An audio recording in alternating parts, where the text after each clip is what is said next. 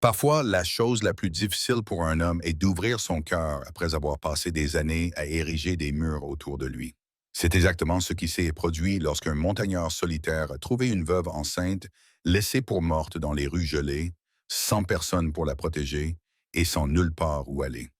Il vivait seul dans ces montagnes depuis des années, restant discret, ne demandant rien au monde. Mais lorsqu'il l'a vue là, battue, abandonnée, enceinte, quelque chose en lui a changé. Ce jour-là, il lui a fait une promesse qui allait lui coûter tout ce qu'il pensait vouloir.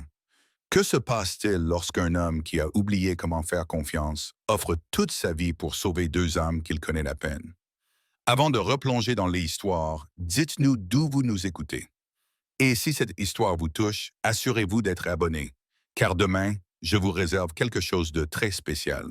Ce matin de février, le vent descendait des montagnes comme une créature vivante, balayant les rues de Pine Ridge avec ses dents de glace. Nathaniel Cordell le sentait sur son visage buriné, tandis qu'il guidait sa mule de bas à travers les ornières boueuses qui faisaient office de rue principale de la ville. C'était un homme grand, aux épaules larges, avec une barbe qui était devenue plus grise que brune au cours des 7 années qui s'étaient écoulées depuis qu'il s'était retiré dans sa cabane dans les hauteurs. Ses yeux avaient la couleur du ciel hivernal, d'un bleu pâle et distant, enfoncés sous des sourcils épais qui lui donnaient un air perpétuellement réfléchi. Il ne venait pas souvent en ville. Une fois par mois, peut-être, lorsque ses provisions étaient presque épuisées ou lorsqu'il avait besoin d'échanger les pots qu'il avait piégés. La routine ne variait jamais beaucoup. Il s'arrêtait devant le magasin général de Garrison, échangeait ses fourrures contre du crédit, faisait le plein de farine, de café, de sel, de munitions et de tout ce qui ne pouvait être chassé ou fabriqué à la main. Puis il disparaissait dans les montagnes avant que quiconque puisse engager avec lui une conversation plus longue qu'un bref échange. Les habitants de Pine Ridge avaient appris à laisser Nathaniel Cordell tranquille. Ils l'appelaient le fantôme lorsqu'ils parlaient de lui, ce qui n'arrivait pas souvent. Certains des plus âgés se souvenaient de son arrivée dans la région juste après la fin de la guerre. Il avait alors une jeune épouse, une jolie fille prénommée Emma, et il s'était installé dans une petite ferme au pied des montagnes. Il semblait heureux, le genre de couple qui donnait aux autres l'espoir d'un nouveau départ et d'un nouveau commencement.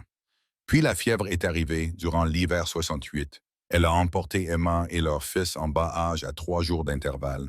Le garçon avait à peine 6 mois. Il n'avait même pas eu le temps de développer les yeux de son père ou le sourire de sa mère. Les gens disaient que Nate les avait enterrés sur une colline surplombant leur cabane et qu'il avait marqué les tombes avec des pierres qu'il avait rapportées du lit de la rivière. Après cela, il vendit la propriété, emballait le peu qu'il possédait et disparut dans les hautes terres. C'était il y a 7 ans. La guerre l'avait endurci, la perte de sa famille l'avait vidé. C'est du moins ce que disait Doc Henderson. Et Doc connaissait Nate depuis plus longtemps que la plupart des gens. Ils avaient servi ensemble, vu des choses à Shiloh et Antietam qu'aucun homme ne devrait avoir apportées dans sa mémoire. Doc était venu dans l'Ouest pour oublier, préférant soigner plutôt que tuer. Nate était venu dans l'Ouest pour disparaître complètement. Ce matin-là, Nate avait plus de soucis que d'habitude. L'hiver avait été rude, même pour les montagnes. Le gibier se faisait rare et il avait dû s'éloigner plus que d'habitude pour vérifier ses pièges. Ses provisions étaient plus faibles qu'il ne l'aurait souhaité, ce qui signifiait qu'il ne pouvait plus repousser son voyage en ville, peu importe le temps qu'il faisait. Pine Ridge n'avait pas beaucoup changé depuis sa dernière visite, 1 mois auparavant. Les mêmes bâtiments à la façade factice penchaient légèrement sous le vent. La même poignée de chevaux était attachée devant le saloon Lucky Dollar, même à cette heure matinale. On avait toujours l'impression que la ville était dans une sorte d'attente permanente, sans que personne ne sache vraiment ce qu'elle attendait. Nate arrêta sa mule devant le magasin Garrison et attacha les rênes au poteau d'attache. L'animal soufflait et piétinait, aussi mal à l'aise dans la ville que son propriétaire. Nate serra son manteau contre lui pour se protéger du vent et s'apprêtait à monter sur la passerelle lorsqu'il entendit des voix s'élever dans la ruelle qui séparait le magasin général et l'écurie. Il s'arrêta. Les affaires de la ville étaient les affaires de la ville, et il avait appris depuis longtemps à ne pas s'impliquer dans les querelles mesquines qui semblaient occuper la vie à la frontière. Mais quelque chose dans ses voix le fit hésiter. L'une était une voix d'homme, rude et méchante. L'autre était plus calme, suppliante. Vous avez eu votre chance, madame, dit la voix rude. Monsieur Ray vous a laissé largement le temps d'être raisonnable. Je vous en prie, répondit l'autre voix, à peine plus qu'un murmure. Je vous ai dit que je ne signerai pas. Cette terre appartenait à mon mari. C'est tout ce qui me reste de lui. Nate serra les mâchoires. Il savait qu'il devait entrer dans le magasin, faire ce qu'il avait à faire et repartir. Ce qui se passait dans cette ruelle ne le concernait pas. Il avait passé 7 ans à perfectionner l'art de se désintéresser des problèmes des autres, mais ses pieds le portèrent quand même vers la ruelle. Ce qu'il y vit lui donna un sentiment de froid et de dureté dans la poitrine. Une femme était adossée au mur, un bras protecteur autour de sa taille. Même à travers son épais manteau, Nate pouvait voir qu'elle était enceinte, peut-être de 6 ou 7 mois. Son visage était couvert de bleu. Un œil était presque fermé à cause d'un gonflement et du sang séchait au coin de sa bouche. 2 hommes se tenaient devant elle, des ouvriers agricoles à première vue, l'un d'eux la tenant toujours par le bras. Le plus grand des 2 hommes était en train de lever la main pour la frapper à nouveau lorsqu'il remarqua Nate debout à l'entrée de la ruelle. Il se figea, son expression passant d'un plaisir cruel à une évaluation prudente. « Cela ne vous regarde pas, monsieur, » dit l'homme. Nate ne répondit pas tout de suite. Il resta là, ses yeux pâles passant des hommes à la femme et vice-versa. Lorsqu'il prit enfin la parole, sa voix était calme, presque conversationnelle. « Lâchez-la, » dit l'homme plus petit en riant, mais son rire semblait nerveux. « Tu sais pour qui on travaille, Dalton Ree? Il n'apprécie pas que les gens se mêlent de ses affaires. »« Je ne le connais pas, » dit Nate, « je m'en fiche. Lâche-la. » Le visage du grand homme s'assombrit. Sa main se dirigea vers le pistolet à sa hanche. Il ne l'atteignit jamais. Nate franchit la distance qui les séparait en 3 foulées rapides, attrapa le poignet de l'homme dans une prise qui fit craquer et tordre ses os. L'homme tomba à genoux en poussant un grognement de douleur. Le plus petit chercha son arme à tâtons, mais Nate fut plus rapide. Il sortit le col de sa ceinture et posa le canon contre la tempe de l'homme, avec juste assez de force pour l'envoyer rouler dans la boue. Le grand homme tenta de se relever, mais Nate posa une botte sur sa poitrine et le maintint au sol. « Vous allez partir maintenant, les gars, et vous allez dire à votre monsieur Ree que cette femme ne le concerne plus. Vous comprenez? » L'homme le regarda avec colère, mais acquiesça. Nate recula et le laissa se relever. Les 2 ouvriers se ressaisirent et titubèrent hors de la ruelle, jetant des regards sombres par-dessus leur épaule. Une fois qu'ils furent partis, Nate se tourna vers la femme. Elle glissait le long du mur, ses jambes ne pouvant plus la soutenir. Il la rattrapa avant qu'elle ne touche le sol. Il fut surpris par sa légèreté, par la fragilité qu'il ressentait dans ses bras. Elle serrait quelque chose contre sa poitrine. En regardant de plus près, il vit qu'il s'agissait d'une Bible en cuir usé. La couverture était craquelée et tachée. Elle ouvrit les yeux, des yeux marron foncé remplis de douleur. « S'il vous plaît, » murmura-t-elle, « ne les laissez pas prendre mon bébé. » Puis ses yeux se fermèrent et elle s'affaissa dans ses bras. Nate resta là, dans cette ruelle glaciale, tenant dans ses bras une inconnue dont il venait de devenir responsable, et sentit les murs prudents qu'il avait érigés autour de sa vie commencer à se fissurer. Nate porta la femme inconsciente à travers les ruelles de Pinneridge, en prenant soin d'éviter les artères principales où des regards curieux auraient pu la voir et où des ragots auraient pu se répandre. Elle ne pesait presque rien dans ses bras, ce qui l'inquiétait plus que les ecchymoses sur son visage. Une femme à ce stade de sa grossesse aurait dû avoir plus de substance, avoir la plénitude saine qui accompagne le fait de porter un enfant. Au lieu de cela, elle semblait n'être qu'un ensemble d'os enveloppés dans un tissu usé et le désespoir. Le cabinet du Dr Henderson se trouvait à l'autre bout de la ville, dans un petit bâtiment en bois, avec une enseigne peinte à la main qui était devenue presque illisible. Nate donna un coup de pied dans la porte avec sa botte, incapable de frapper correctement avec les bras occupés. Au bout d'un moment, il entendit des pas à l'intérieur, et la porte s'ouvrit pour laisser apparaître un homme trapu aux cheveux gris acier et aux lunettes perchées sur le nez. « Nathaniel » dit le docteur. Puis son regard se posa sur la femme dans les bras de Nate, et son expression changea. « Faites-la entrer rapidement. » La salle d'examen sentait l'acide phénique et le cuir vieilli. Doc dégagea la table d'un seul geste, envoyant les papiers et les instruments s'écraser sur le sol. Nate allongea la femme aussi doucement que possible, puis recula pour laisser Doc travailler. Que s'est-il passé? Demanda Doc, déjà en train de vérifier son pouls et d'examiner les ecchymoses sur son visage. Je l'ai trouvé dans la ruelle derrière les casernes, répondit Nate. Deux des hommes de Dalton Reese la tabassaient. Le Doc pinça les lèvres. Sarah Mitchell, dit-il doucement. Je me demandais quand elle allait se présenter ou si elle allait se présenter. Vous la connaissez? Vous avez entendu parler d'elle? Demanda le Doc, nettoyant le sang sur son visage avec une efficacité tout en douceur. Son mari était Thomas Mitchell. Il avait un petit ranch à environ 15 kilomètres à l'est d'ici. C'était un homme bien. Il était instituteur avant de se lancer dans l'élevage. Il a été assassiné il y a 3 semaines. Nate sentit quelque chose de froid s'installer dans son estomac. Assassiné? Doc acquiesça, sans interrompre son travail. Abattu dans sa propre grange. Le shérif dit que ce sont des vagabonds. Mais tout le monde sait que c'est l'œuvre de Reese. Thomas refusait de vendre sa terre, voyez-vous. Il détenait des droits sur l'eau que Reese convoitait, alors Reese s'est assuré de les obtenir de toute façon. Et sa femme a disparu la même nuit. La plupart des gens pensent qu'elle s'est enfuie, peut-être retournée dans l'Est chez sa famille. Certains pensent que les hommes de Reese l'ont aussi tué et ont simplement mieux caché le corps. Le docteur fit une pause, ses doigts caressant doucement le ventre gonflé de Sarah. Mais elle est là, enceinte et à moitié affamée, à en juger par son apparence. Nate regarda le docteur poursuivre son examen.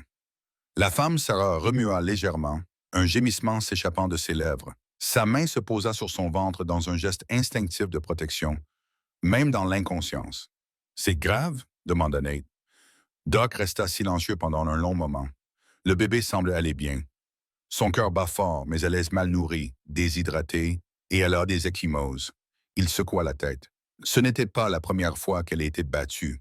Il y a des blessures plus anciennes, des côtes qui n'ont pas bien cicatrisé, des ecchymoses sur d'autres ecchymoses. Je pense qu'elle est en fuite depuis des semaines, où elle se cache. Elle ne mange pas assez, ne dort pas assez. Va-t-elle survivre? Doc le regarda par-dessus ses lunettes. Cela dépend de ce qui va se passer ensuite. Son corps est à bout de force, Nathaniel. Elle a besoin de repos, de bonne nourriture, de chaleur et de sécurité. Elle a besoin de quelqu'un pour prendre soin d'elle jusqu'à la naissance du bébé et probablement pendant un bon moment après. Il fit une pause. Elle a besoin de choses que cette ville ne peut lui offrir. Pas tant que Ree est en liberté. Nate comprit ce que le docteur ne disait pas. Le shérif ne nous aidera pas. Le shérif Tompkins est à la solde de Reese, comme la moitié du comté. La voix du docteur était amère. Même s'il ne l'était pas, Ree a 20 hommes à son service. La loi n'a pas beaucoup d'influence ici quand il s'agit d'argent et d'armes. Sarah ouvrit les yeux. Au début, son regard était vague, confus, errant dans cette pièce inconnue. Puis il se posa sur Nate et quelque chose qui ressemblait à de la reconnaissance y passa, bien qu'ils ne se soient jamais rencontrés avant aujourd'hui. « C'est toi, » murmura-t-elle dans la ruelle. « Tu les as arrêtés. » Nate acquiesça, ne sachant pas quoi dire. Sarah essaya de s'asseoir et Doc posa une main sur son épaule pour la retenir. « Doucement, Ben Mitchell. Vous êtes en sécurité ici. »« Non, dit-elle, et il y avait une pointe de panique dans sa voix. « Non, je ne suis en sécurité nulle part. Ils reviendront. Ils reviennent toujours. » Sa main agrippa la Bible en cuir qui se trouvait toujours à côté d'elle sur la table. « Ils veulent que je signe l'acte. Ils veulent les terres de Thomas. » Et quand j'ai refusé, sa voix se brisa. Ils l'ont tué devant moi. Ils m'ont forcé à regarder.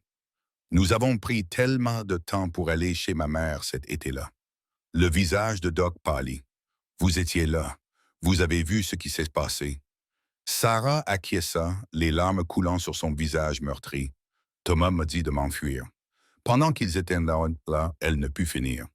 Je me suis caché dans la cave. Je les ai entendus fouiller la maison à ma recherche. J'ai attendu qu'ils partent. Puis j'ai pris ce que je pouvais porter et je me suis enfui. Je pensais que si je pouvais atteindre la ville, je trouverais le shérif. Le shérif est à la solde de Reese, dit Doc doucement. Je le sais maintenant, dit Sarah. Il m'a renvoyé vers eux, m'a dit d'arrêter de causer des problèmes, de signer les papiers et de passer à autre chose. Elle a ri, d'un rire brisé. Alors les hommes de Reese m'ont emmené dans la ruelle, m'ont dit qu'ils me battraient pour me faire signer si nécessaire. Ils ont dit que si je mourais, eh bien, cela résoudrait tout aussi bien le problème. Nate avait écouté en silence, mais il prit alors la parole. Le bébé, l'enfant de Thomas, Sarah posa sa main sur son ventre dans un geste protecteur. Il devait naître dans environ 2 mois. Thomas était tellement excité qu'il avait déjà commencé à construire un berceau, à planifier l'avenir. Sa voix se réduisit à un murmure. Il n'a jamais pu le terminer. La pièce devint silencieuse, à l'exception du vent qui faisait vibrer les fenêtres. Nate sentait le regard de Doc posé sur lui, sentait le poids de la décision qui se formait avant même qu'il ne l'ait pleinement prise. Elle ne peut pas rester ici, dit finalement Doc. Dès que les hommes de Reese signaleront que quelqu'un s'est interposé, il viendra la chercher.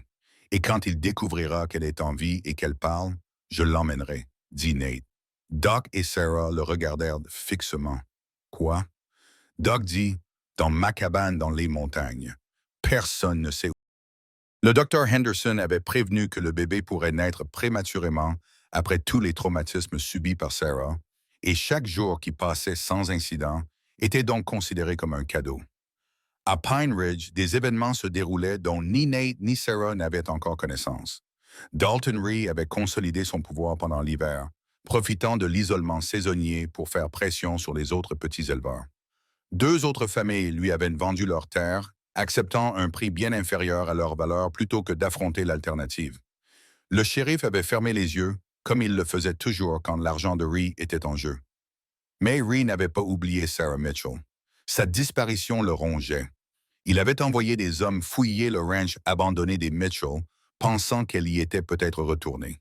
Ils n'avaient rien trouvé. Il avait posté des gardes sur les quelques routes menant hors du territoire, pensant qu'elle s'était enfuie vers l'est. Personne ne l'avait vue. C'était comme si elle s'était évaporée dans les montagnes, ce qui, d'une certaine manière, était le cas. Pour Ree, il ne s'agissait plus seulement de terre. Il s'agissait de contrôle, du message que cela enverrait si une veuve enceinte pouvait lui tenir tête et disparaître. Il avait fait savoir qu'il paierait généreusement toute information concernant Sarah Mitchell. Jusqu'à présent, personne n'avait répondu à son appel, mais l'hiver ne durerait pas éternellement. Quand le printemps arriverait et que les cols s'ouvriraient, les gens parleraient. Quelqu'un se souviendrait de quelque chose. Dalton Reese savait se montrer patient quand il le fallait. De retour à la cabane, Sarah et Nate avaient trouvé un rythme plus profond. La gêne initiale avait disparu, remplacée par une complicité confortable. Ils évoluaient désormais avec aisance l'un autour de l'autre, comprenant les habitudes de l'autre, respectant l'espace de l'autre. Un soir, après un dîner simple composé d'un ragoût de chevreuil, Sarah aborda un sujet qui la préoccupait depuis plusieurs jours. « Nate, dit-elle en posant sa cuillère, j'ai besoin de te demander quelque chose. » Il leva les yeux de son assiette et attendit. Que se passera-t-il quand le bébé arrivera? Elle posa sa main sur son ventre. Je ne peux pas rester ici éternellement. Tu n'as pas signé pour être gardien à vie et je ne peux pas retourner à Pine Ridge. Ree m'attendra. Nate resta silencieux pendant un long moment. Il avait lui-même réfléchi à cette question, la retournant dans son esprit pendant les heures calmes où il aurait dû dormir. Je ne sais pas encore, finit-il par dire. Mais nous avons le temps de trouver une solution, n'est-ce que pas? Demanda Sarah. Le printemps arrivera, les cols s'ouvriront et ensuite, je vais rester caché pour toujours? Élever ma fille dans l'isolement parce qu'il n'y a aucun endroit sûr ailleurs. Il y a d'autres villes, dit Nate, d'autres territoires, des endroits où Reese n'a pas d'emprise. Mais je serai seul, dit Sarah. Une veuve avec un bébé et aucun moyen de subvenir à mes besoins. Tu sais ce qui arrive aux femmes comme ça dans les régions frontalières? Les choix qu'elles doivent faire. Nate le savait, il l'avait vu assez souvent pendant ces années avant les montagnes. Des femmes sans hommes pour les protéger, sans ressources, contraintes à des situations que personne ne devrait avoir à endurer. L'idée que Sarah puisse être confrontée à un tel avenir fit naître en lui un sentiment sombre et protecteur. « Tu ne seras pas seul, s'entendit-il dire. Sarah le regarda attentivement. « Que veux-tu dire? » Nate posa sa cuillère, choisissant ses mots avec soin. « Je t'ai fait une promesse dans cette ruelle. J'ai dit que je te protégerais, toi et ton bébé. Cette promesse n'a pas de date d'expiration, simplement parce que le danger immédiat est passé. Tu ne peux pas veiller sur nous éternellement, dit Sarah doucement. Ce n'est pas juste pour toi. Tu es venu dans ces montagnes pour être seul, et je t'ai déjà dérangé pendant des mois. Je ne te laisserai pas sacrifier plus que tu ne l'as déjà fait. Et si ce n'était pas un sacrifice? Demanda Nate. La question resta en suspense entre eux. Sarah scruta son visage, essayant de comprendre ce qu'il lui proposait, ce qu'il voulait dire. Quand je suis arrivé ici, continua Nate d'une voix basse et pensive, je pensais que j'avais besoin d'être seul. Je pensais que si je me coupais de tout, je pourrais aussi couper la douleur. Mais la douleur ne fonctionne pas comme ça. Elle reste là et attendre à grandir. Il la regarda droit dans les yeux. Ces dernières semaines, depuis que tu es là, ça a été étrange, parfois inconfortable, mais ça a aussi été, il chercha ses mots. Ça a été vivant. Cette cabane a été vivante comme elle ne l'avait pas été depuis 7 ans. Sarah sentit les larmes lui brûler les yeux. Nate, je ne dis pas que je sais à quoi ressemblera l'avenir, dit-il rapidement. Je ne fais pas de promesses que je ne peux pas tenir, mais je te dis que tu n'auras pas à affronter cela seul. Peu importe ce qui arrivera, quoi qu'il en coûte, toi et ce bébé serez protégés. Ce n'est pas négociable. Sarah tendit la main par-dessus la table et posa sa main sur la sienne. Cette fois, Nate ne la retira pas. Tu es un homme bien, Nathaniel Cordell, meilleur que tu ne le penses. Je suis un homme qui essaie de faire ce qui est juste, dit Nate. C'est tout ce que je peux être. Ils restèrent assis ainsi un moment, les mains jointes, un accord tacite entre eux qui dépassait les mots. Puis Nate retira doucement sa main et se leva. J'ai travaillé sur quelque chose, je veux vous montrer. Il se dirigea vers le coin de la cabane où il avait entreposé son projet, recouvert d'une bâche en toile. Avec des gestes prudents, il retira la bâche. Un berceau se trouvait là, magnifique dans sa simplicité, fabriqué en pin. Le bois était poncé et assemblé avec des joints parfaits. Les côtés étaient sculptés de motifs délicats, des pins et des montagnes, des étoiles et des lunes. Il se balançait doucement lorsqu'on le touchait, parfaitement équilibré sur sa base incurvée. Sarah se leva lentement, une main sur son ventre, et s'approcha. Elle passa ses doigts sur les motifs sculptés, sentant les heures de travail, le soin apporté à chaque détail. « Tu as fait ça pour le bébé? » « Je me suis dit qu'il lui faudrait un endroit où dormir, répondit Nate, soudainement gêné. Je ne suis pas très doué pour les travaux minutieux, mais c'est solide et sûr. C'est ce qui compte. C'est magnifique, murmura Sarah. Nate, c'est parfait. Elle se tourna vers lui et Nate vit des larmes couler sur son visage. Avant qu'il n'ait pu réagir, elle avait franchi la distance qui les séparait et l'avait enlacé. Son ventre de femme enceinte se pressait contre lui, son visage contre sa poitrine. Nate resta figé un instant, les bras le long du corps, pris au dépourvu par ce contact. Puis, lentement, prudemment, il leva les bras et lui rendit son étreinte. C'était maladroit, hésitant, l'étreinte d'un homme qui avait oublié comment réconforter quelqu'un. Mais c'était sincère. « Merci », dit Sarah contre sa poitrine. « Merci pour tout, pour ma vie, pour la vie de mon bébé, pour nous avoir fait sentir. » Sa voix se brisa, pour nous avoir fait sentir que nous comptons. « Vous comptez », dit Nate. Les mots étaient durs mais sincères. Vous deux. Ils restèrent ainsi pendant un long moment. Deux personnes brisées qui se soutenaient mutuellement, trouvant la force dans une perte commune et un lien inattendu. Dehors, le vent hurlait à travers les pins et la neige continuait de tomber. Mais à l'intérieur de la cabane, quelque chose de chaud et de fragile prenait racine. Lorsqu'ils se séparèrent enfin, tous deux étaient gênés, conscients d'avoir franchi une autre ligne invisible. Sarah s'essuya les yeux et sourit. « Thomas t'aurait aimé. Il a toujours respecté les hommes qui tenaient une parole. »« Je l'aurais aimé aussi, » dit Nate. « Tout homme capable de te faire sourire comme tu le fais quand tu lis son journal est un homme qui mérite d'être connu. » Sarah toucha le médaillon autour de son cou. « J'aurais aimé que tu le rencontres. J'aurais aimé qu'il puisse voir ce que tu as fait pour nous. »« Peut-être qu'il le peut, » dit Nate. « Ma Emma, j'avais l'habitude de penser que je la sentais parfois dans le vent, dans le silence. Peut-être que les personnes que nous perdons ne s'éloignent pas autant que nous le pensons. »« J'espère que tu as raison, » dit Sarah. « J'espère qu'il sait que sa fille sera en sécurité. C'est tout ce qu'il voulait. Tout ce qu'il était mort en essayant d'assurer cette nuit-là, alors que Sarah s'endormait derrière sa cloison, elle sentit le bébé bouger fortement.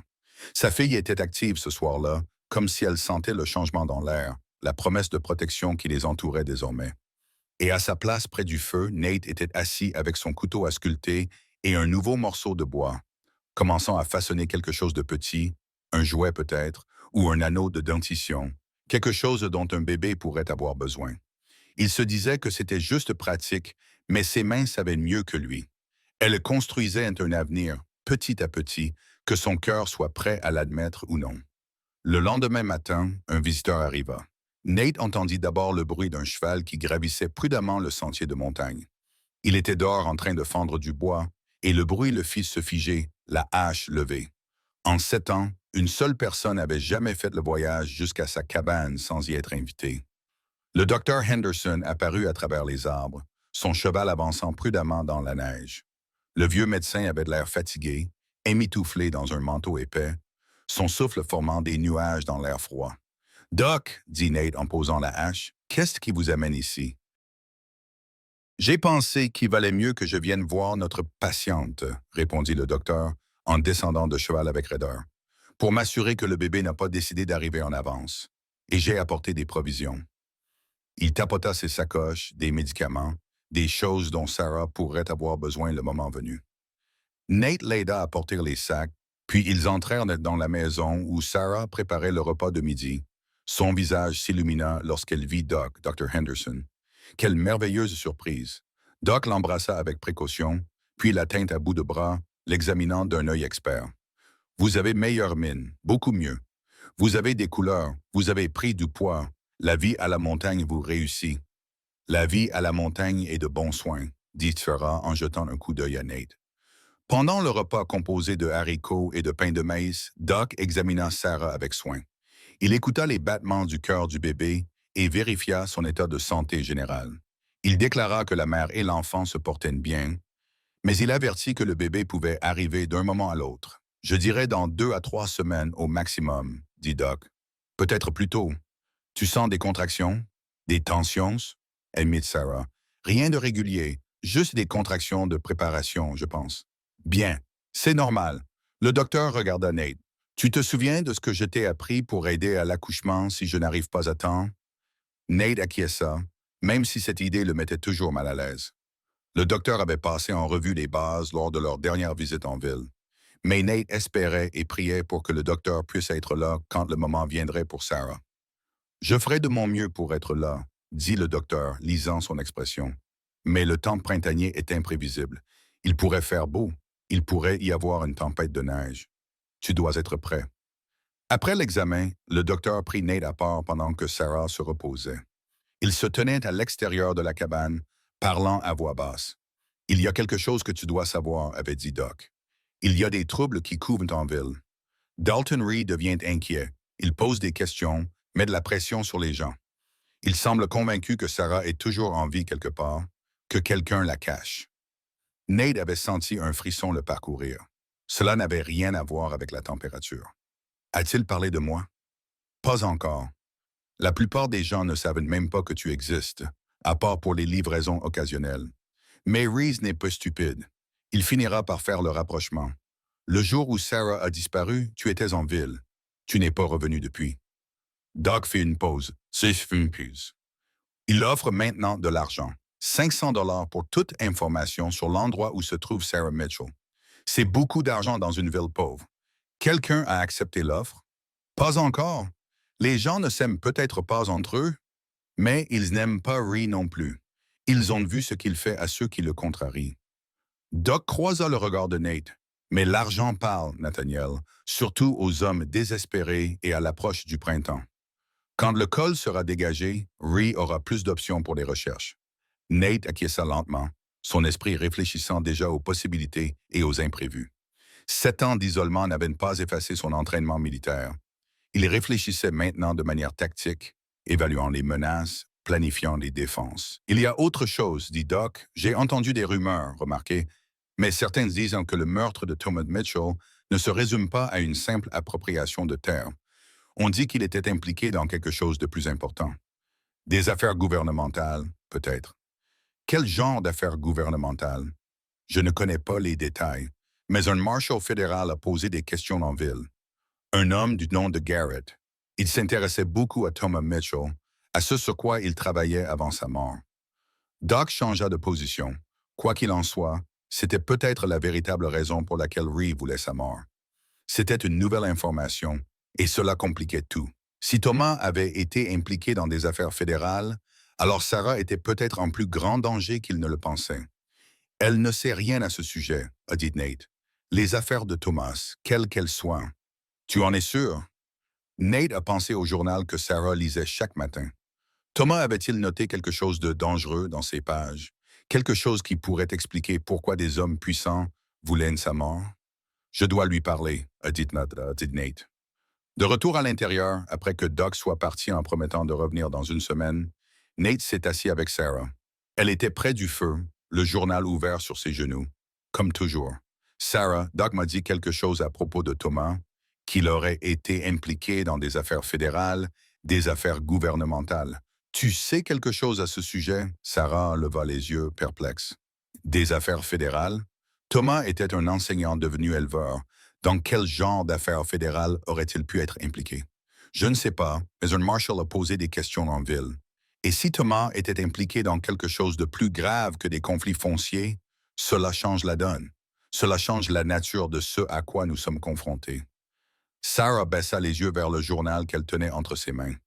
Il ne m'a jamais rien dit de tel. Ses écrits ne parlent que du ranch, du bébé, de notre avenir, de choses normales. Elle feuilleta les pages. À moins que quoi? Certaines pages semblent étranges. Ce n'est pas son écriture habituelle. Cela ressemble davantage à des notes, des chiffres et des noms. J'ai toujours pensé que c'était la comptabilité du ranch, mais elle montra à Nate plusieurs pages remplies de colonnes de chiffres, de noms éparpillés, de dates. Nate examina attentivement les pages. Elles ressemblaient à de la comptabilité, mais il y avait quelque chose d'étrange. Les noms n'étaient pas tous locaux. Les montants semblaient trop importants pour les affaires du ranch. Et il y avait des annotations dans les marges, des abréviations qu'il ne reconnaissait pas. Sarah, j'ai une question importante à te poser. Réfléchis bien. Thomas a-t-il déjà caché quelque chose dans ton ranch? Des papiers, des documents, quoi que ce soit. Sarah réfléchit longuement. Il y avait un endroit dans la grange, un faux mur qu'il avait construit.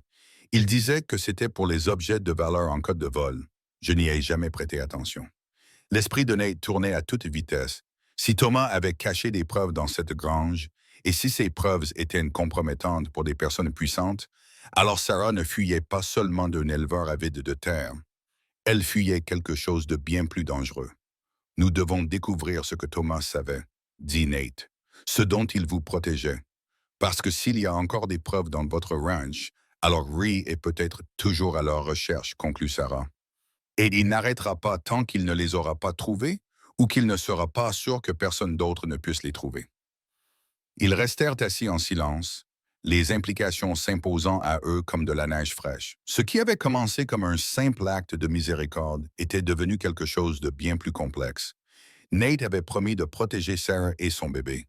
Mais comment protéger quelqu'un quand on ne comprend pas pleinement la menace qui pèse à l'extérieur? Le soleil se couchait derrière les montagnes, peignant la neige de nuances orange et rose, belle et froide, comme la vérité qu'il commençait à découvrir. 3 jours plus tard, Nate prit la décision de retourner à Pine Ridge. Ils avaient besoin de réponses, ils avaient besoin de comprendre à quoi ils avaient vraiment affaire. Sarah s'y était d'abord opposée, craignant qu'il ne soit vu, craignant les hommes de Reese. Mais Nate était prudent. Il savait se déplacer sans être vu lorsque c'était nécessaire. La guerre le lui avait appris. Il partit avant l'aube, demandant à Sarah de barricader la porte et de ne l'ouvrir qu'à lui ou au Dr. Henderson. Il lui avait montré comment utiliser le fusil, tout en priant pour qu'elle n'ait pas à s'en servir. La descente de la montagne était périlleuse dans l'obscurité, mais Nate connaissait chaque pierre et chaque chemin par cœur.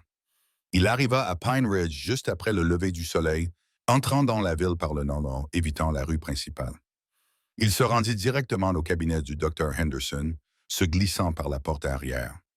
Le docteur était déjà réveillé, se préparant pour la journée. Il écarquilla les yeux en voyant Nate. « Je pensais que tu resterais ici jusqu'à la naissance du bébé. Tu as besoin d'informations? » demanda Nate à propos de Thomas Mitchell. « Tu as dit qu'un marshal fédéral posait des questions. Où puis-je le trouver? » Le docteur l'observa un instant, puis acquiesça. Il séjourne à la pension de Mme Callahan, chambre 3. Mais Nathaniel, sois prudent. Si les hommes de Reese te voient, ils ne me verront pas, répondit Nate. Il se fraya un chemin à travers les ruelles jusqu'à la pension, entrant par la cuisine où Mme Callahan préparait le petit déjeuner. Elle eut le souffle coupé en le voyant, mais Nate posa un doigt sur ses lèvres. Je dois parler au Marshal Garrett. Discrètement, Mme Callahan, qui n'avait jamais aimé Dalton Ree et ses méthodes, acquiesça et le conduisit à l'étage. Elle frappa à la porte de la chambre numéro 3. Marshal, quelqu'un veut vous voir, c'est important. La porte s'ouvrit sur un homme grand, la quarantaine, au regard perçant, avec un insigne de Marshal épinglé sur son gilet. Il dévisagea Nate de la tête aux pieds, observant l'apparence de cet homme des montagnes. La façon prudente dont il se positionnait pour voir à la fois la porte et la fenêtre. Vous devez être Cordell, dit le Marshal. J'ai entendu parler de vous. Nous devons parler, dit Nate. À propos de Thomas Mitchell. Le Marshal Garrett s'écarta pour laisser Nate entrer. Une fois la porte fermée, le Marshal alla droit au but. Où est-elle? Sarah Mitchell. En sécurité, répondit Nate. C'est tout ce que vous avez besoin de savoir. Vraiment? Garrett se dirigea vers sa sacoche et en sortit un dossier. Parce que ce dont j'ai besoin, Monsieur Cordell, c'est le seul témoin qui puisse m'aider à démanteler une organisation criminelle qui vole les terres des colons dans 3 territoires. Et ce témoin, c'est Sarah Mitchell. Elle ne sait rien. Nate a dit qu'elle n'était que la femme d'un éleveur. Vraiment? Garrett étala les papiers sur la petite table. Thomas Mitchell n'était pas seulement un éleveur, Monsieur Cordell. C'était un comptable du gouvernement travaillant sous couverture pour le ministère de l'Intérieur. Nous l'avons envoyé ici il y a 2 ans pour enquêter sur une fraude foncière à grande échelle. Nate fixa les papiers, des documents officiels scellés par des cachets du gouvernement. Le vrai nom de Thomas Mitchell était Thomas Garrison. Il était un employé fédéral chargé de se faire passer pour un colon et de recueillir des preuves. Thomas a découvert quelque chose de plus important que ce à quoi nous nous attendions, a poursuivi Garrett. Il n'y avait pas que Dalton Ree qui volait des terres. Il y avait tout un réseau, des juges corrompus, des fonctionnaires territoriaux, des employés du bureau foncier. Ils utilisaient de faux relevés, des actes falsifiés, l'intimidation et le meurtre pour voler les meilleures terres aux colons légitimes. Ensuite, ils les revendaient à des compagnies ferroviaires et à des exploitations minières pour en tirer d'énormes profits. Combien de terres? Demanda Nate. Des centaines de milliers d'hectares, peut-être des millions. Nous essayons encore d'en déterminer l'étendue totale. Garrett désigna l'un des documents. Thomas a compilé des preuves pendant 18 mois. Des noms, des dates, des documents falsifiés, des témoignages. Il devait témoigner devant un grand jury fédéral le mois dernier, mais il a été assassiné avant. 3 semaines avant son témoignage prévu, nous pensions que les preuves avaient disparu avec lui. Garrett regarda Nate droit dans les yeux. Mais ce n'est pas le cas, n'est-ce pas? Il les a cachés quelque part et je parie que Sarah sait où. Nate pensa au journal, aux étranges annotations que Sarah lui avait montrées.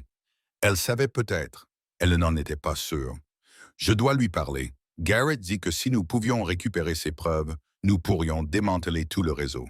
Le juge Victor Harland, le commissaire foncier du district Randolph Pierce, au moins une douzaine d'autres fonctionnaires. C'est plus important que Dalton Ree, Monsieur Cordell. Il s'agit de rendre justice à des centaines de familles qui ont été dépouillées de leurs terres et de leur avenir. Et il s'agit de garder Sarah en vie assez longtemps pour qu'elle puisse témoigner, dit Nate. Parce que dès que ces gens sauront qu'elle est dans les parages, ils se lanceront à sa poursuite avec tous les moyens dont ils disposent. C'est pour ça que je suis là. Pour la protéger, faites-la venir. Mettez-la sous protection fédérale. Non. La voix de Nate était neutre. C'est définitif. Vos hommes ont déjà échoué à protéger Thomas. Je ne vous laisserai pas échouer à la protéger. Garrett serra les mâchoires. Je ne peux pas faire mon travail si vous faites obstruction à une enquête fédérale, et je ne peux pas la protéger si je la remets entre les mains du même système qui a causé la mort de son mari, rétorqua Nate. Thomas travaillait pour le gouvernement, et ils n'ont pas pu assurer sa sécurité. Qu'est-ce qui vous fait croire qu'ils peuvent protéger une veuve enceinte? Les 2 hommes se regardèrent fixement, aucun des deux ne voulant céder. Finalement, Garrett soupira. Que proposez-vous? Laissez-moi parler à Sarah. Découvrez ce qu'elle sait.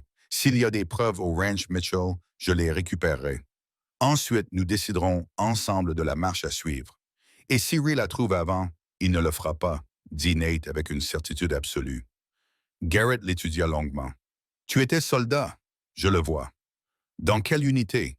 La 3e infanterie. J'ai combattu à Fredericksburg, Chancellorsville, Gettysburg. J'étais cavalier. 5e New York. Nous nous sommes probablement croisés à un moment donné en essayant de ne pas mourir. Garrett tendit la main. D'accord, Cordell, je te fais confiance, mais j'ai besoin de cette preuve et je l'ai besoin avant le printemps.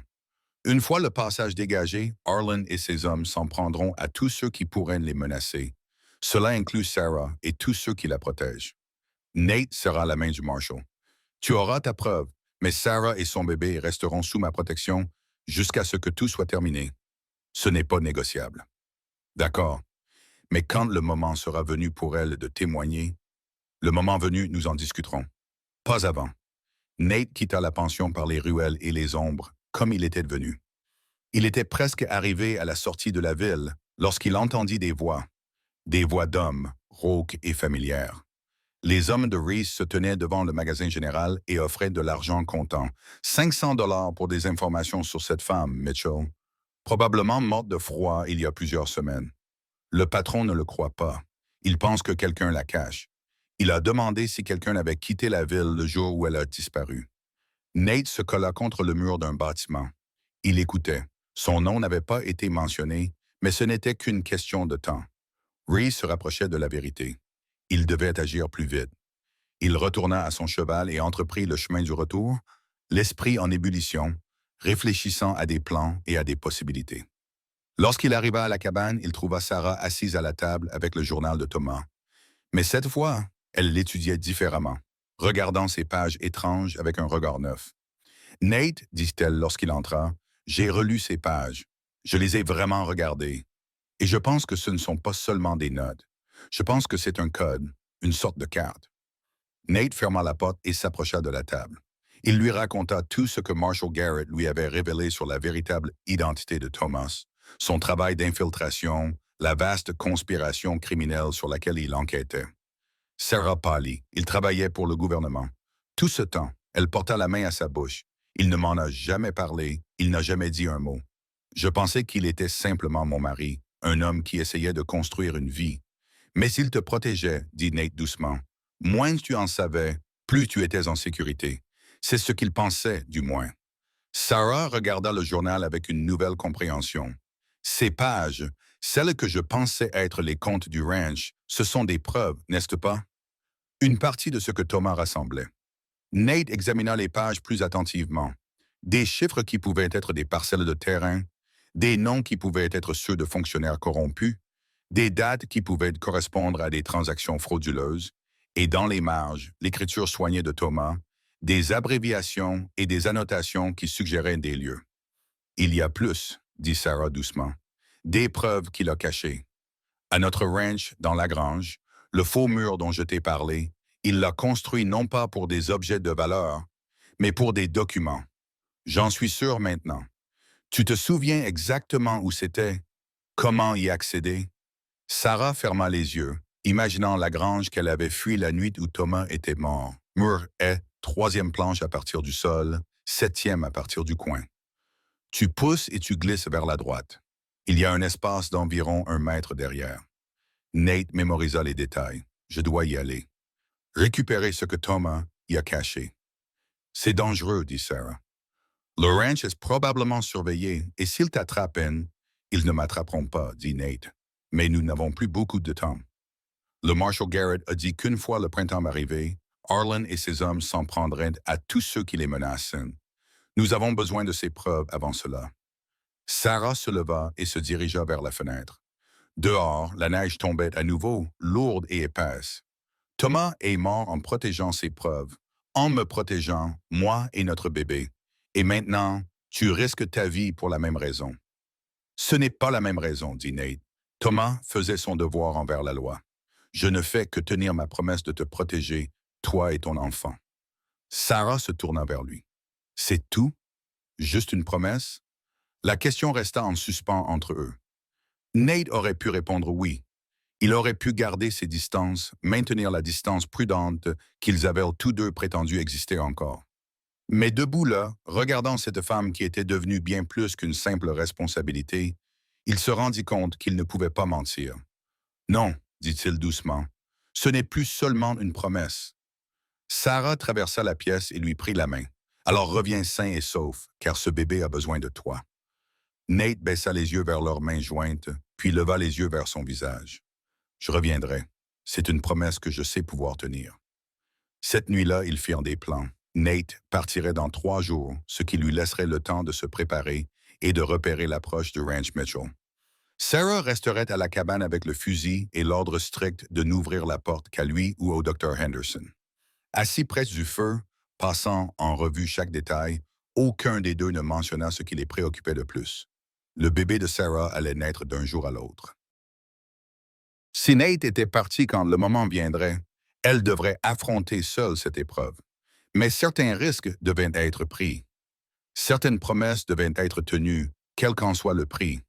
Dehors, la neige continuait de tomber, recouvrant le monde d'un manteau blanc, effaçant leurs traces et leur accordant un peu plus de temps. Mais l'hiver ne pouvait pas durer éternellement. Et quand il prendrait fin, le véritable danger commencerait. Les 2 jours suivants furent consacrés à des préparatifs minutieux. Nate vérifia et revérifia ses armes, planifia son itinéraire jusqu'au Ranch Mitchell, réfléchit à toutes les éventualités. Il voyagerait de nuit, se déplaçant rapidement et silencieusement, utilisant toutes les compétences qu'il avait acquises pendant la guerre. Entrer, récupérer des preuves, sortir. Simple en théorie, dangereux en pratique. Sarah le regardait se préparer avec une anxiété grandissante. Elle l'aidait autant qu'elle le pouvait, préparant de la nourriture qu'il pourrait emporter, vérifiant ses provisions. Mais surtout, elle essayait de ne pas penser à tout ce qui pourrait mal tourner. Le deuxième soir, alors qu'ils étaient assis près du feu après le dîner, Sarah reprit le journal de Thomas. Elle avait étudié ces pages codées de manière obsessionnelle, essayant d'en extraire toutes les informations qui pourraient aider Nate à réussir. Regardez ça, dit-elle en montrant une annotation particulière dans la marge. Cette abréviation, Monsieur Bissett, je pense que c'est de l'emplacement dans la grange. Grange du Ranch Mitchell, Moore Est, 7e planche. Thomas me disait où se trouvaient les preuves, mais d'une manière que moi seul pourrais comprendre s'il lui arrivait quelque chose. Nate se pencha pour étudier l'annotation. C'était un homme intelligent. Il s'est assuré que vous auriez l'information, même s'il ne pouvait pas vous la donner directement. Il regarda les autres pages. Y a-t-il d'autres codes, comme celui-ci? Sarah feuilleta le journal, montrant des abréviations similaires. Ici et ici. Celle-ci dit PCC 1875. Je pense que c'est le palais de justice du comté de Pierce 1875. C'est là que sont conservés les registres du cadastre.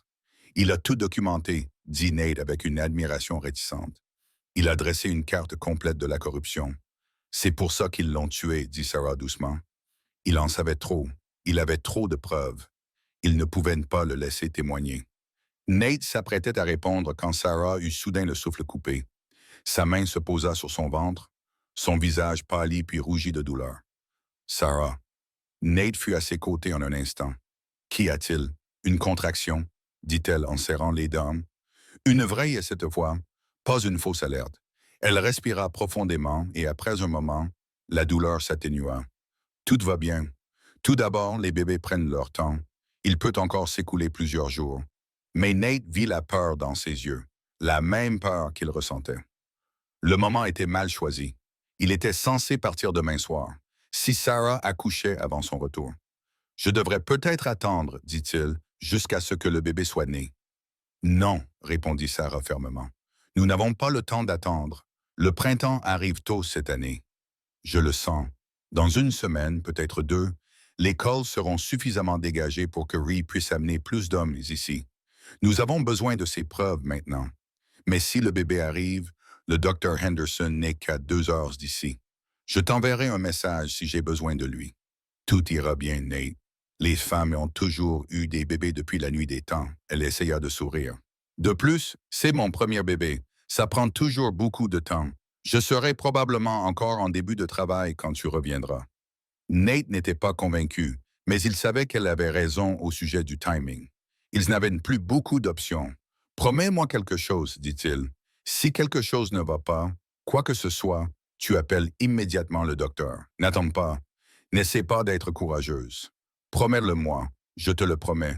Sarah dit qu'une autre contraction survint 1 heure plus tard, puis plus rien pendant le reste de la nuit. Une fausse alerte, peut-être, ou la façon dont le bébé les avertissait. Le temps pressait. Le lendemain se déroula dans un étrange état de suspension. Tous deux essayaient d'agir normalement, de suivre leur routine, mais la tension était palpable. Sarah eut 3 autres contractions à quelques heures d'intervalle. Toujours pas régulières, toujours pas constantes, mais de plus en plus fortes. Ce soir-là, alors que la nuit tombait et que Nate se préparait à partir, il a tout revu une dernière fois avec Sarah. Le fusil était chargé et à portée de main. La porte était verrouillée de l'intérieur. Le docteur Henderson savait qu'il devait venir la voir tous les jours. Si Nate n'était pas de retour dans 4 jours, elle devait envoyer chercher Marshall Garrett. 4 jours, a dit Sarah. Tu seras de retour dans 4 jours. Moins si je peux faire en sorte, promit Nate. Il prit son sac, puis s'arrêta. Il y avait quelque chose qu'il voulait dire, quelque chose qu'il avait évité parce que le dire rendait la chose réelle, importante. Sarah, commença-t-il, cherchant ses mots. Ces dernières semaines, ta présence ici a changé les choses. Tu m'as changé. Je ne sais pas comment l'expliquer mieux que ça. Sarah se leva et s'approcha de lui.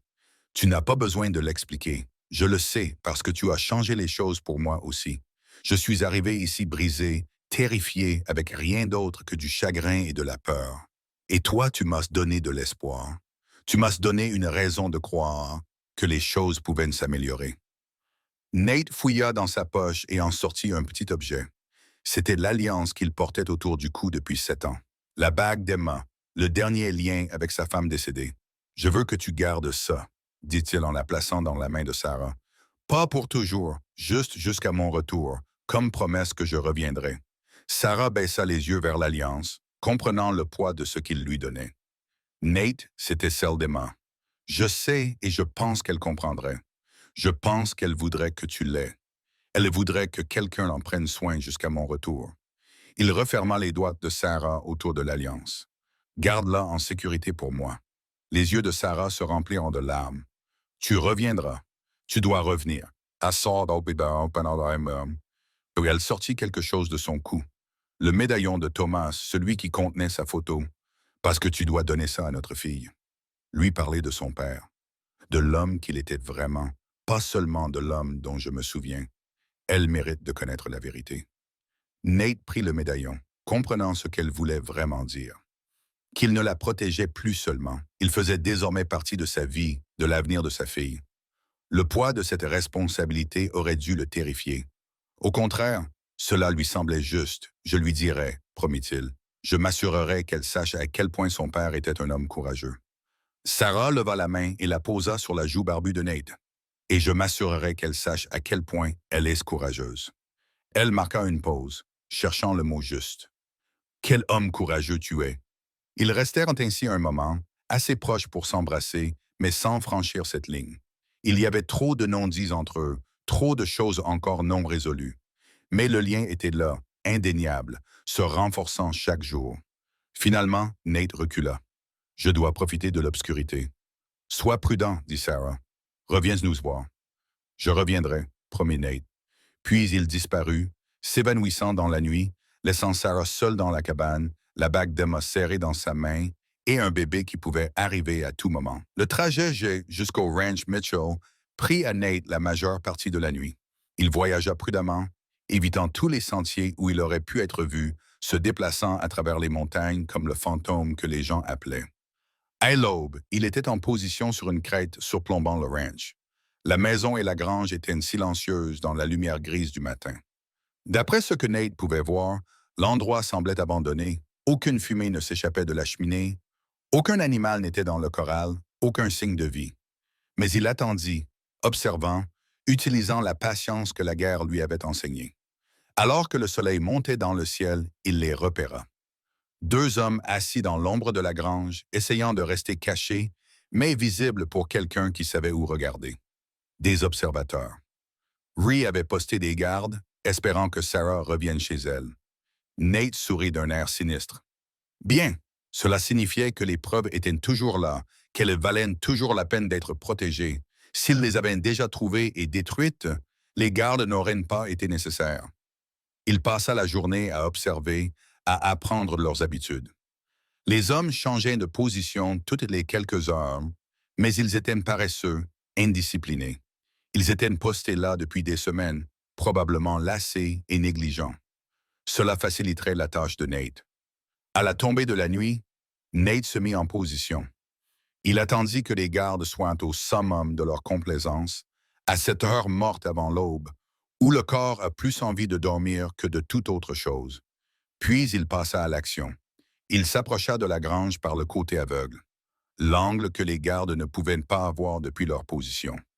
Il avait repéré une planche mal fixée un peu plus tôt, et maintenant il la soulevait lentement, silencieusement, créant juste assez d'espace pour se faufiler à travers. L'intérieur de la grange était sombre et sentait le vieux foin et les chevaux disparus depuis longtemps. Nate se dirigea vers le mur est, comptant les planches, la troisième à partir du sol, la septième à partir du coin. Il la trouva et appuya dessus, puis glissa vers la droite, comme Sarah l'avait décrit. La planche bougea sans difficulté, révélant un espace sombre derrière le mur. Nate tendit prudemment la main et ses doigts trouvèrent quelque chose enveloppé dans une toile cirée. Il en sortit une sacoche en cuir étonnamment lourde. Il ne s'arrêta pas pour l'examiner. Dehors, il entendit l'un des gardes s'agiter, marchant pour rester éveillé. Nate n'avait que quelques secondes pour sortir. Il saisit la sacoche, retourna vers la planche mal fixée et se glissa à travers. Il était à 20 mètres de la grange, se dirigeant vers les arbres, lorsqu'il entendit un cri derrière lui. « Hé, il y a quelqu'un! » Nate s'enfuit. Derrière lui, il entendit les gardes s'agiter, crier, tirer à l'aveuglette dans l'obscurité. Mais Nate avait déjà disparu, s'enfuyant dans la forêt avec les preuves qui pourraient faire tomber tout un empire criminel. Il courut toute la nuit, à toute vitesse, sachant qu'il le poursuivrait, derrière lui. D'autres cris, d'autres coupes de feu, puis des chevaux qu'ils avaient envoyés en renfort. Nate utilisa toutes les astuces qu'il connaissait. Il rebroussa chemin, traversa des ruisseaux pour brouiller ses traces, emprunta des sentiers qu'aucun cheval ne pouvait suivre. Au lever du soleil, il les avait semés. Mais il savait qu'ils n'abandonneraient pas. Ils continueraient à le rechercher, à le traquer, et ils finiraient peut-être par comprendre où il allait.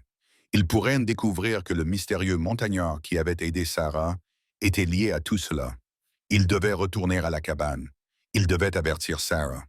Il devait la mettre en sécurité avant que les hommes de Reese ne les trouvent. Il redoubla d'efforts, courant désormais, luttant contre le temps et ses ennemis. La sacoche rebondissait sur son dos, lourde de documents pour lesquels des hommes avaient tué et tueraient encore. Alors qu'il gravissait les hauteurs, se dirigeant vers chez lui, Nate pensait à Sarah, seule dans la cabane, et à la promesse qu'il lui avait faite de revenir. Il pensait au bébé qui pouvait naître à tout moment. Il courut plus vite. Derrière lui, loin en contrebas, Dalton Reese se tenait dans la grange des Mitchell, regardant la cachette vide dans le mur. Son visage était sombre de rage. « Trouvez-le, dit-il aux hommes qui l'entouraient. Trouvez celui qui a pris ces documents. Suivez-le jusqu'en enfer s'il le faut. Et quand vous l'aurez trouvé, il n'avait pas besoin de finir. Ces hommes savaient ce qu'il voulait dire. Ils montèrent à cheval et partirent, suivant la trace de l'homme qui avait volé leur secret, traquant le fantôme dans les montagnes. La course avait commencé, et un seul camp pouvait gagner. Ils arrivèrent au crépuscule, quand les ombres étaient les plus longues et que la lumière jouait des tours aux yeux. 6 cavaliers émergèrent des arbres, répartis en formation lâche. Dalton Reese chevauchait au centre, flanqué de ses hommes les plus fidèles.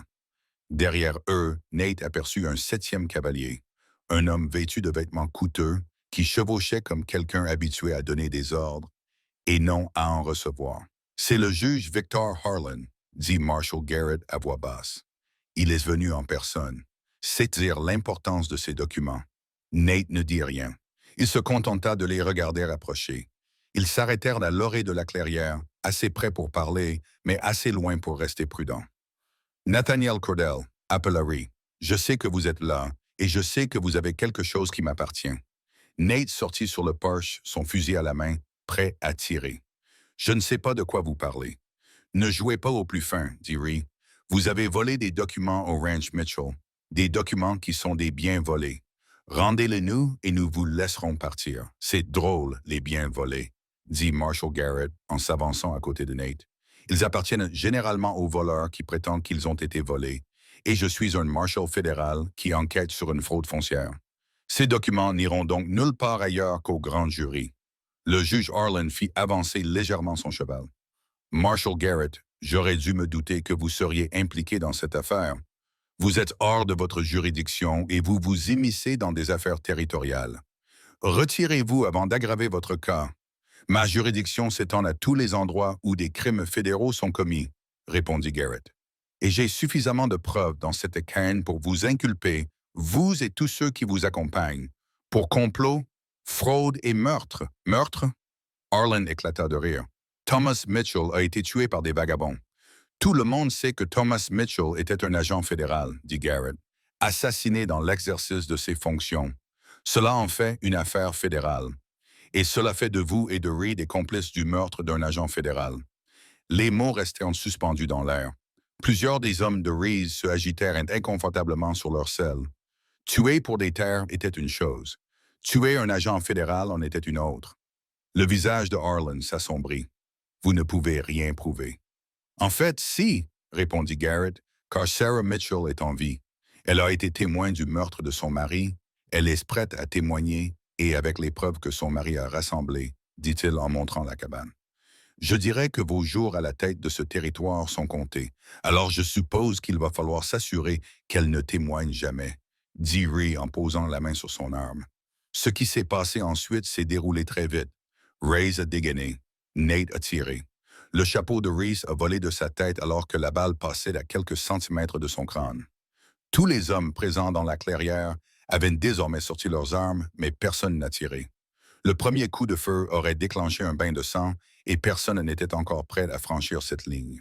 Le prochain ne manquera pas sa cible, dit Nate calmement. Maintenant, fais demi-tour et pars. Nous sommes 6 et vous êtes 2, dit l'un des hommes de Reese. Vous êtes 6 à découvert, répondit Nate. Nous sommes 2 à l'abri.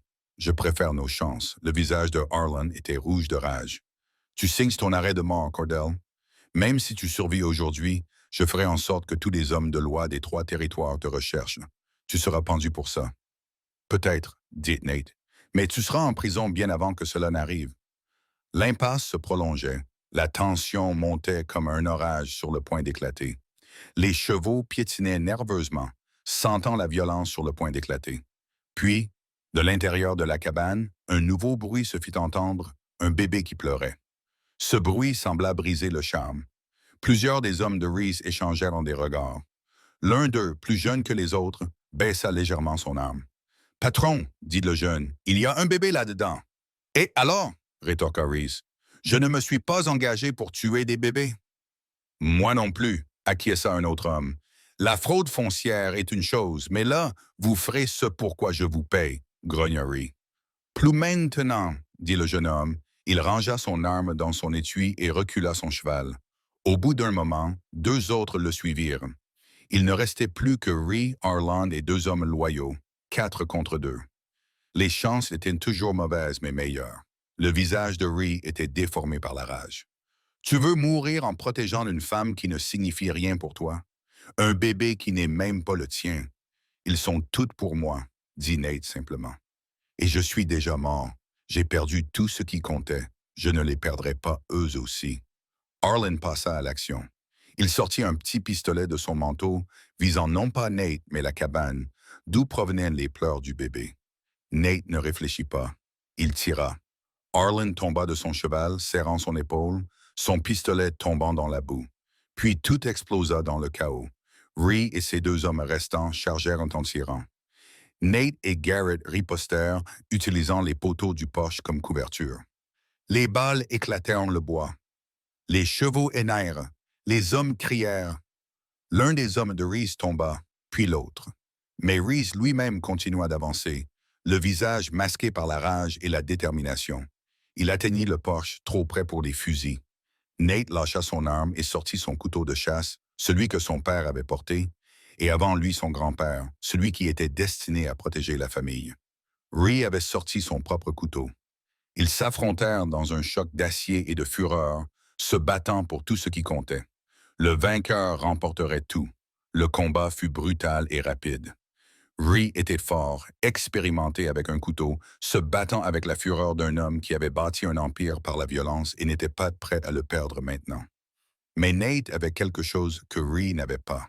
Il avait une raison de vivre, des gens qui dépendaient de lui, un avenir pour lequel il valait la peine de se battre.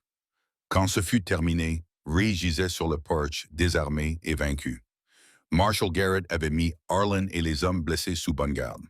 Les trois qui s'étaient enfuis à cheval étaient loin, probablement déjà à mi-chemin du territoire suivant. Nate se tenait debout au-dessus de Ree, haletant, le couteau de son père toujours à la main. Pendant un instant, il songea à en finir, à s'assurer que cet homme ne pourrait plus jamais menacer Sarah ou sa fille.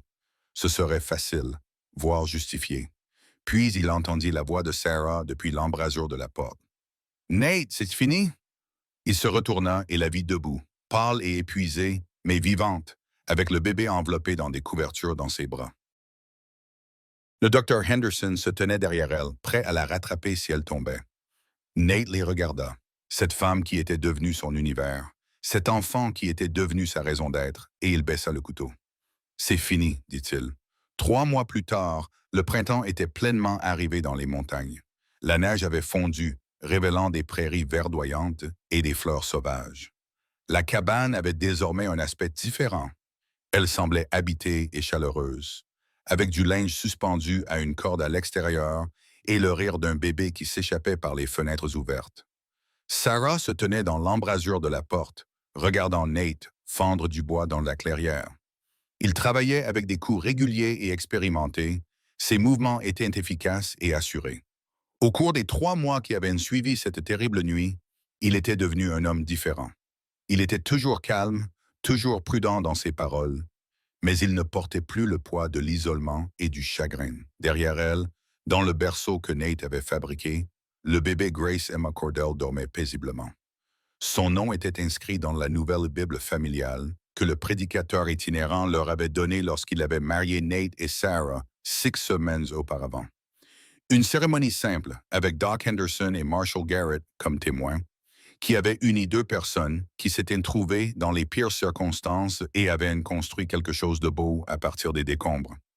Le mariage avait été l'idée de Sarah, mais Nate n'avait pas eu besoin d'être convaincu. Les semaines qui avaient suivi la confrontation avaient mis une chose au clair. Ils formaient désormais une famille, à tous les égards qui comptaient. La cérémonie légale n'avait fait qu'officialiser ce que leur cœur savait déjà. Marshall Garrett avait réuni les preuves et arrêté toutes les personnes impliquées dans le complot. Le juge Arlen attendait son procès en détention fédérale. Dalton Ree et ses hommes étaient enfermés, accusés de meurtre, de fraude et de tentative de meurtre sur un agent fédéral.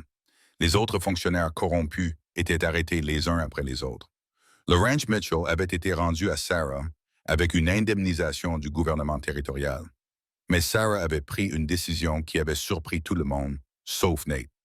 Incapable de retourner à l'endroit où Thomas était mort, elle avait vendu le ranch et utilisé l'argent pour améliorer la cabane de montagne. Ils avaient ajouté une 2e pièce, une vraie cuisine, une petite grange pour les animaux. Ils avaient transformé ce refuge d'ermite en une véritable maison. La terre devait revenir à des gens honnêtes, avait dit Sarah. Des gens qui la travaillent honnêtement et y élèvent leur famille. C'est ce que Thomas aurait voulu. Une partie de cet argent avait également servi à créer une école à Pennridge où enseignait une jeune femme venue de l'Est. Le rêve de Thomas d'éduquer les enfants du territoire s'était réalisé grâce à la générosité de sa veuve et à son sacrifice. Maintenant que Nate avait fini de couper le bois et se dirigeait vers le porche, Sarah lui tendit un verre d'eau. Il le but avec gratitude, puis la serra contre lui en prenant soin de son corps encore en convalescence. « Grace dort, dit Sarah. Elle a finalement lutté pendant 1 heure. » Nate sourit. Elle est têtue.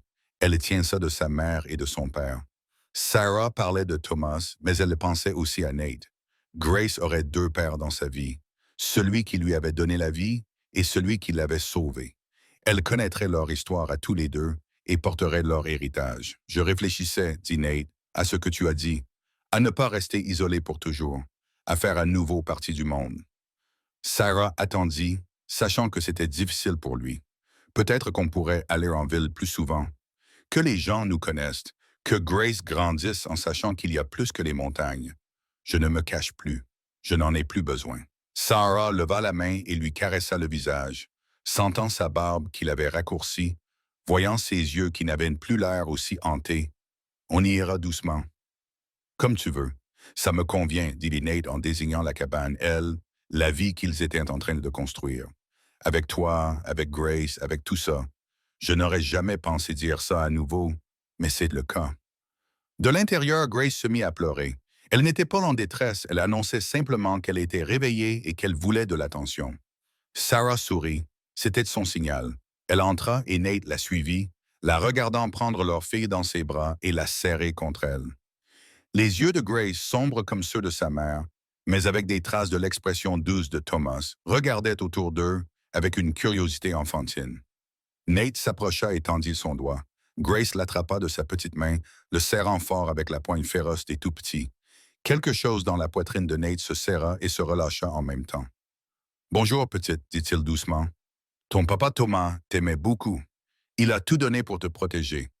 Et ta maman, ici, est la femme la plus courageuse que j'ai jamais connue. Tu portes le nom de deux femmes qui t'auraient aimé, ma Emma, et la mère de Thomas, Grace. Tu as beaucoup à faire pour être à la hauteur. » Grace émit un petit son, comme si elle comprenait. « Mais tu n'auras pas à le faire seule, continua Nate. Tu as ta maman, tu m'as moi, et je te promets. » Sa voix se brisa légèrement. « Je te promets que tu seras toujours protégée, toujours aimée, toujours en sécurité. » Sarah s'appuya contre lui, et ils restèrent ainsi pendant un long moment. Une famille formée à partir d'une perte, d'un traumatisme et d'une grâce inattendue, mais une famille tout de même. À l'extérieur, les montagnes étaient éternelles et immuables. Mais à l'intérieur de la cabane, tout avait changé. Le fantôme qui hantait ces bois depuis 7 ans était revenu à la vie. La veuve qui s'était enfuie, terrifiée, avait trouvé la force et l'espoir. Et une petite fille qui aurait pu mourir avant même de prendre sa première respiration, gazouillait maintenant joyeusement, entourée d'amour. Certains hommes passent leur vie à fuir la douleur, à ériger des murs pour se protéger du monde, à choisir l'isolement plutôt que de risquer de perdre quelqu'un. Mais les plus courageux cessent de fuir, ils se laissent guérir. Ils ouvrent leur cœur quand cela semble impossible. Ils prennent les morceaux brisés de leur vie et construisent quelque chose de nouveau. C'est ce qu'a fait Nathaniel Cordell. Et en sauvant une veuve et son enfant, il a retrouvé la seule chose qu'il pensait d'avoir perdue à jamais. Une raison de vivre, une raison d'aimer, une raison de croire en demain. Alors que le soleil se couchait derrière les montagnes, peignant le ciel de nuances dorées et roses, Nate regarda Sarah et Grace, la maison qu'ils avaient construite ensemble, l'avenir qui s'étendait devant eux. Il avait fait une promesse dans une ruelle gelée il y a quelques mois, une promesse qui lui avait coûté sa solitude, ses murs soigneusement construits, son isolement déterminé, mais qui lui avait donné tout ce qui comptait vraiment. « Je serai mari et père », avait-il dit, mais par choix, non par obligation, mais par amour.